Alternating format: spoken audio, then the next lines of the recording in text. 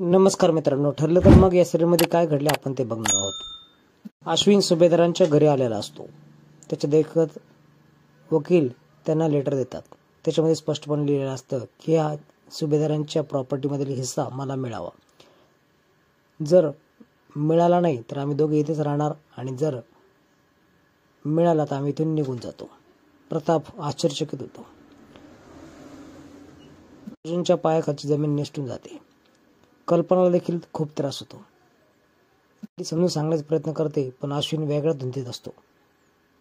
त्या प्रियामुळं खूप घराचं वाटोळ होत असतं। आता एवढ्या मोठ्या फॅमिलीमध्ये देखील असे वाद होणं साहजिकच आहे। फायनली तन्वी आणि अश्विन घरामध्ये एंट्री करतात। त्यांच्या रूममध्ये जातात। अश्विनला जो काही तो बोलला त्याचा खूप पश्चाताप होत असतो। तन्वी पुन्हा त्याला जाळ्यामध्ये ओढते आणि त्याला समजावून सांगते।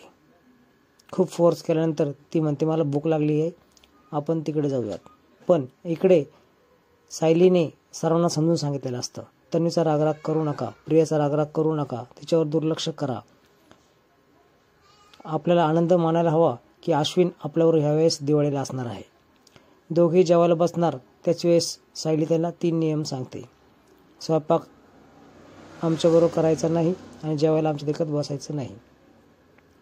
एवढा त्रास सहन केला तरी देखील सर्व कुटुंब सुखी कस काय, आनंदी कस काय ह्याचा तन्वीला त्रास होत असतो।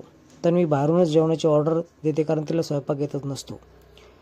मित्रांनो, पुढील भागामध्ये तुम्हाला दिसणार आहे की सायली अर्जुनने शिवलेला ड्रेस घालून खाली येते। त्याच वेळेस रविराज आणि प्रतिमा तिथे येते। रविराज तर चक्क बोलतो, आमची मुलगी पुढच्या जन्मी व्हायला हवी। पण आनंदी बघून तर सायली अर्जुनला मिठीच मारते।